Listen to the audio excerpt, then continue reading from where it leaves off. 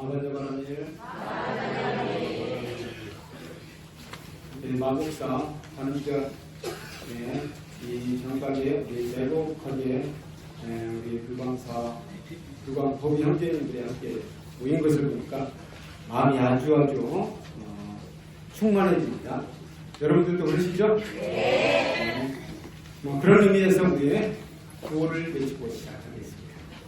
아주 이 관음전이 떠나가라고, 관음전이 아니라 이 마곡청이 떠나가라고, 마곡청이 넘쳐서 한강까지 가라고 큰 소리로 같이 하시겠습니다. 불광을 믿자. 불광을 믿자. 불광을 알자. 불광을 알자. 불광을 지키자. 불광을 지키자. 불광을 살자. 불광을 살자. 네, 감사합니다.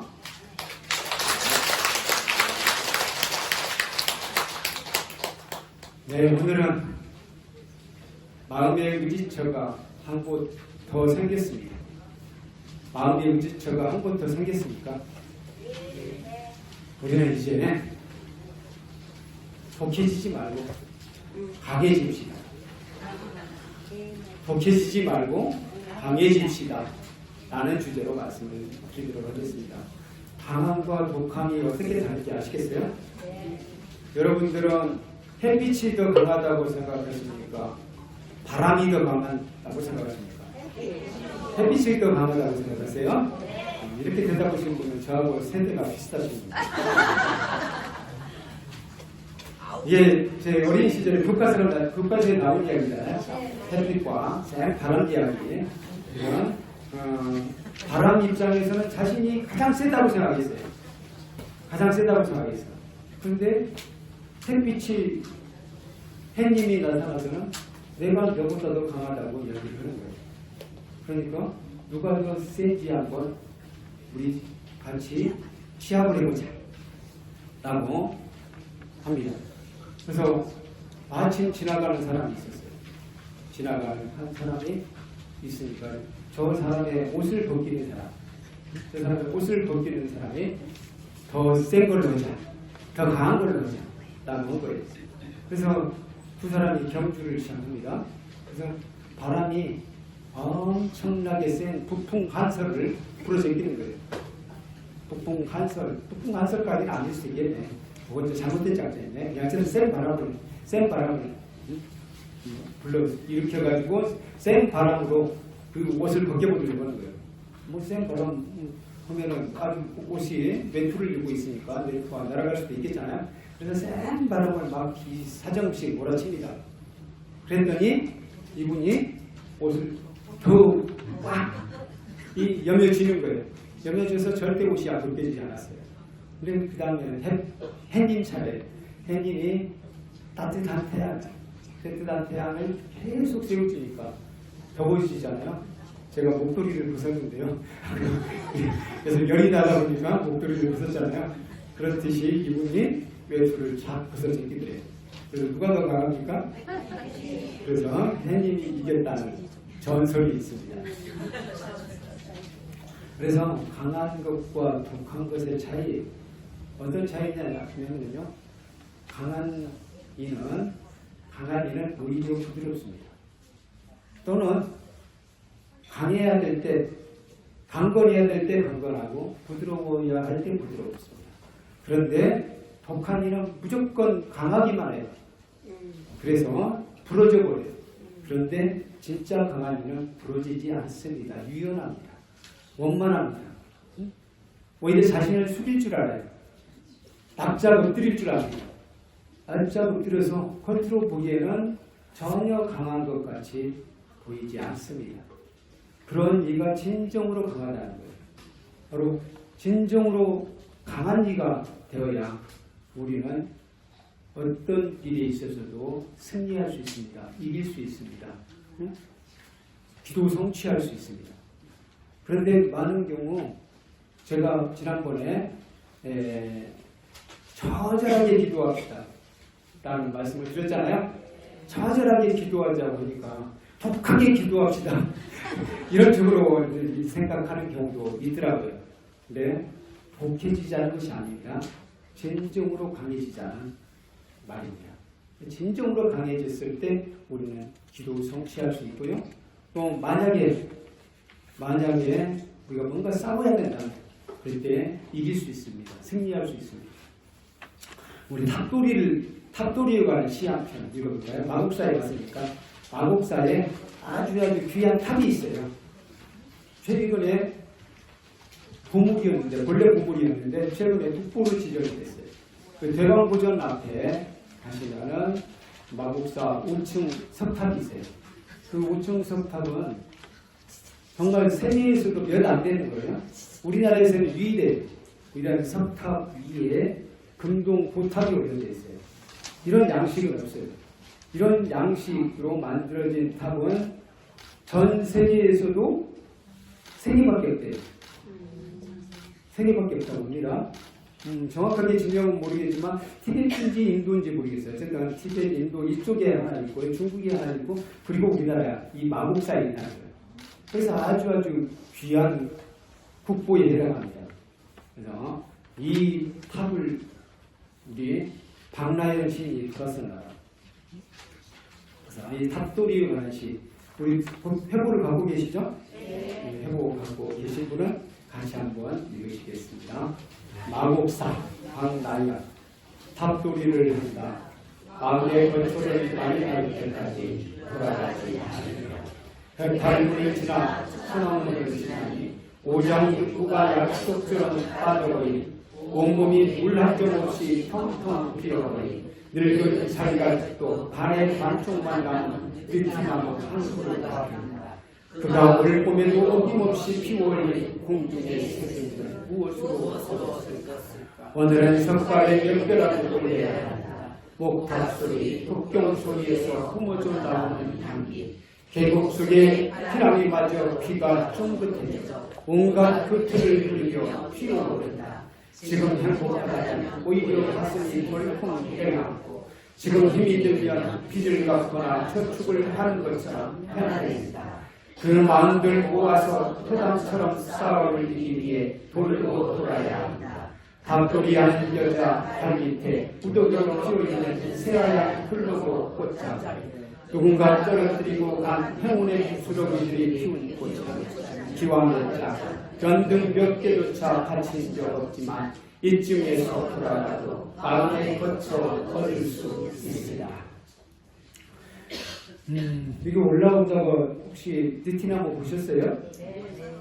제 눈에는 잘 안 보이는데 저보다 훨씬 더 관찰력이 좋으신 분들이 계시나요? 이분들이 진짜 강하신 분이에요. 느티나무가 보이신 분들은 강하신 분이에요. 예, 이 독하기 많은 사람 그게 안 보여요. 우리는 강한 사람에 대한 느티나무가 볼 수 있어야 된다는 거예요. 그래서 못 보신 분이 일단 한번 보셔요. 오장육부가 약속처럼 빠져버렸대요. 다시 말해서 겨울나무들이 그렇잖아요. 겨울나무들은요 숨지기고 삽니다. 최소한의 운동만 해요. 최소한의 활동만 합니다. 물을 댈 수 있는 대로 빨아들이지 않아. 왜 물을 빨아들이지 않죠? 물이 채워져 있으면 얼잖아요. 그러니까 최대한 텅 비워놓는 거예요. 양분도 섭취하잖아요. 어떤 것이든 섭취하게 되면은 부작용이 생기기 때문에 최소한으로만 있는 거예요. 그걸 평생 계속해 가다 보면은 나중에는 어느 정도까지는 그게 점점 풍성해지지만 어느 순간이 지나면 조금씩 줄어들겠죠? 우리도 그러잖아요. 우리도 어느 정도까지는 성장하지만 그 다음부터는 몸이 조금씩 줄어들기 시작하잖아요. 조금씩 에너지가 빠지기 시작한다는 거예요. 에너지가 빠지는 게 무조건 나쁜 건 아닙니다. 그런데 늙은 느티나무는 최대한으로 점점 저장하는 것이 줄어들겠죠? 그렇게 되면서 이 느티나무가 나중에는 그야말로 보사목처럼 아주 앙상한 몸매로 남을 수 있어요. 그럼에도 불구하고 이 느티나무가 봄이 되면 꽃을 피우더라 이거예요. 이파리를 피우더라 이거예요. 이게 진정으로 강한 겁니다. 그래서 이 느티나무를 보면서 이분이 그렇게 생각하는 거예요. 올 봄에도 어김없이 피어올린 공중의 새순들은 무엇으로 얻었을까? 바로 자신의 생명력을 끊임없이 피워 올리는 그 힘, 그것이 바로 진정한 강함이라는 거예요. 이렇게 느티나무가 어땠습니까? 젊었을 때는 한없이 점점 커졌겠죠. 그리고는 이제 본인이 늙어간다고 생각할 때는 조금씩 줄여나가는 거예요. 조금씩 줄여나가면서 그럼에도 불구하고 계속해서 꽃을 피워나가는 것. 이건 어떻게 보면은 지혜로 얻은 꽃이라고 할 수 있어요. 우리들도 마찬가지로 그런 지혜를 배울 필요가 있습니다. 네, 이분은 바로 탑도리를 하고 와서 이런 지혜로 배워가는 거죠. 그래서 오늘은 석가래 몇 개라도 올려야 한다. 이런 생각을 하게 되는 거죠. 이런 느티나무를 보면서 오늘은 풍덕을 지어야지 라고 생각합니다. 한편으로는 이분은 이런 생각도 하게 돼요. 지금 행복하다면 뭔가 이전에 지어놓은 복을 까먹고 있는 것일 것이다. 지금 현재 불행하다면, 괴롭다면 오히려 나는 과거에 지은 업장을 지금 소멸시키고 있는 것이다. 업장 또는 과거에 지은 업을 갚고 있는 것이다. 이렇게 생각한다는 거예요. 이렇게 생각하면 지금 내가 어떤 상황에 있어도 행복할 수 있겠죠? 응? 지금 현재 편안하다면 지금 내가 복을 까먹고 있지만 어쨌든 편안하니까 좋은 거고, 지금 현재 불편하다면 업장을 소멸하고 있는 과정이라고 생각하니까 또 그것도 이겨낼 수 있는 것이에요. 이런 마음으로 지금 탑도리를 하고 있습니다. 그렇게 탑도리를 쭉 가다 보니까 거기에 뭐가 보이냐? 바로 클로버가 보였어요. 클로버. 꼭 네잎클로버라고 하진 않네요. 여자 벌밑에 무더기로 피어있는 새하얀 클로버 꽃장들, 꽃잎들이 보였어요. 이걸 보면서 우리 나폴레옹은 말 타고 가다가 밑에 네잎클로버가 있는 것을 보고, 네잎클로버 참 신기하네. 보고 이 네잎클로버를 주워야 되겠다 라고 보고 네잎클로버를 딱 주우려고 엎드리는 순간 그때 뭐가 지나갔죠? 송탄이 지나간대요. 그래서 살게 돼요. 그래서 네잎클로버가 행운의 상징이 되었다는 이야기예요. 근데 여기서는 그냥 꼭 네잎클로버는 아니에요. 어쨌든 이것들이 바로 누군가 떨어뜨리고 간 행운의 부스러기들이 피운 꽃이라는 사람들의 계속 기도하면서 왔다 갔다 한 곳이잖아요. 그렇다면 이곳은 바로 그들이 남기고 간 행운의 부스러기들이 피운 꽃이다 라고 생각하는 거예요. 그 꽃을 내가 보았으니 기와 몇 장, 연병 몇 개조차 바친 적 없어도 나는 이제 돌아가면 마음의 거처를 얻을 수 있겠구나, 이런 희망을 갖고 떠나게 됐어요. 근데 여러분들은 기와 몇 장, 연등 몇 개까지는 안 돼도 조금이라도 올리고 갈 거잖아요. 그리고 오늘 기도도 했잖아요. 이게 관련된 와서 기도도 하고, 약간의 보시 금도 내신 분도 계실 거고, 뭐 이미 우리 폐비라도 됐으니까 그 안에 어떤 여기 공양물이 포함되어 있기도 합니다. 그래서 여러분들은 크든 작든 다 공덕을 지으셨어요. 근데 이분처럼 공짜로 탑돌이 하지 않았어요. 그러니까 여기서 오늘 탑돌이 또 정성스럽게 하고 가신다면 여러분들 모두 기도 성취하실 겁니다. 다시 말해서 독한 사람이 되는 게 아니라 강한 사람이 될 수 있어요. 그리고 이 마법사에는 아주 이상한 전설이 있어요. 우리 대웅전에 가면 기둥이 있어요. 그게 쌀이나무 기둥이래요. 근데 쌀이나무가 그렇게 큰 나무가 있을 수 있어요? 쌀이나무는 그냥 빗자루 만드는 거 아닌가요? 근데 어쨌든 그게 쌀이나무로 만든 거예요. 쌀이나무로 만들었는데 그 쌀이나무 기둥을 껴안아주고 또 쌀이나무 기둥을 돌면서 기도를 하게 되면요, 놀라운 공능이 있대요. 바로 나중에 염라대왕을 만나게 되잖아요. 염라대왕을 만나면 특히 이 지역 사는 사람들, 공주 마국사를 다녀왔다고 하시는 분들, 그래서 공주 마국사와 인연이 있는 분들, 그런 분들에게는 염라대왕이 꼭 질문을 한대요. 어떤 질문을 하냐? 바로 마국사 대웅보존에 쌀이나무 기둥을 껴안고 기도를 했느냐, 또는 따로 기둥을 껴안고 돌면서 기도했느냐, 몇 바퀴 돌았느냐. 그렇다고 해서 이거 막 독점해서 막 그러지 마세요. 그런 마음으로도 충분할 거예요. 너무 현상에 치우치지 마시고, 어쨌든 염라대왕이 그런 질문을 하대요. 그런 질문에 자신 있게 대답할 수 있는 사람들은 염라대왕이 바로 좋은 곳으로 보내게 돼요. 발설지옥으로 보내지 않고 극락으로 보내준대. 그러니까 뭐 그냥 수지 맞는 성지 순례야.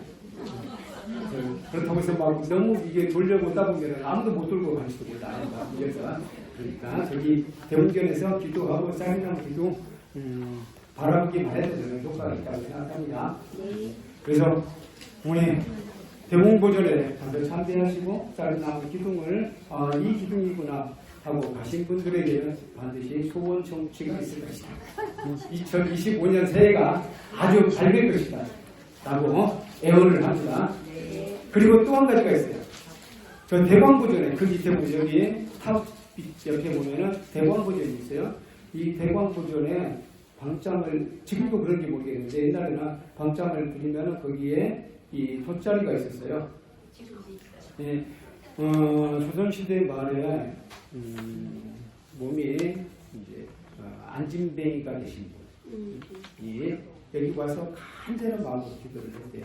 그리고 돗자리를 짜서 거기에 이제 보시를 했다고 합니다. 그래서 밑에 돗자리를 깔게 됐어요. 그리고는 간절한 마음으로 기도하니까 그 돗자리가 반질반질할 때까지 기도를 했다고 합니다. 그리고는 이분이 저는 한 1000일 정도는 했을 거라고 생각했는데 기록에 보니까 1000일이 아니라 이분이 100일 동안 기도를 했고요. 100일 후에는 일어서서 걸어서 나가다고 합니다. 그렇게 이 마곡사가 영원히 있는 곳이라 해요. 이 마곡사에 100일 동안의 기도를 못하지만 100명 이상이 오셨으니까 한 분 한 분의 원력을 합치면 100일 이상이 되는 거잖아요. 그래서 그 원력으로 오늘 108일 4차, 5차 108일 순례 기도를 우리가 한마음 한뜻으로 왔기 때문에 우리는 반드시 소원 성취할 것이다. 이 두 가지 것만으로도 충분히 기도 성취할 것이라고 생각합니다. 마곡사에 보물 국보도 많고 또 한 분도 계시네요. 백범 김구 선생이 요새 출가를 하셨어요. 백범 김구 선생이 나라를 위해서 일할 수 있었던 계기가 마곡사예요. 왜 그러냐면요, 이분이 본래 의기가 충천하신 분이잖아요. 그때가 뭐였습니까? 어쨌든 그 민비 명성황후 해야 되겠네. 민비라고 하면 좀 안 되죠. 명성황후 시해 사건이 일어난 후에 일본인들에 대해서 적개심이 불타올랐어요. 그래서 어느 날 아마 그쪽에 연루됐다고 생각한 일본인 장교를 이 김구 선생이 때려 죽였어요. 이분이 힌두 장사였어요. 때려 죽였어요. 그리고는 감옥에 들어갔습니다. 감옥에 들어가 사형 선고를 받아요. 뭐 사형 선고라는 것은 집행돼버리면 끝나는 거잖아요. 그래서 이분이 탈옥을 해요. 탈옥을 해서 이리저리 피신하다가 바로 이 마곡사에 와서 머리를 감고 승인이 돼요. 만약 그게 아니었으면 이분이 계속 독립운동을 할 수 없었을지도 몰라요. 상해 임시정부 제대로 설립되지 못했을 수 있습니다. 그래서 마곡사에서 피신한 덕분으로 나중에 환속을 했습니다만 어쨌든 그 덕분으로 김구 선생이 계속해서 독립운동을 이어갔다고 할 수 있습니다. 그렇게 시간이 많이 됐다고 지금 또 얘기를 하시네요. 이렇게 세 가지 이야기를 전해냈네요. 이렇게 마곡사는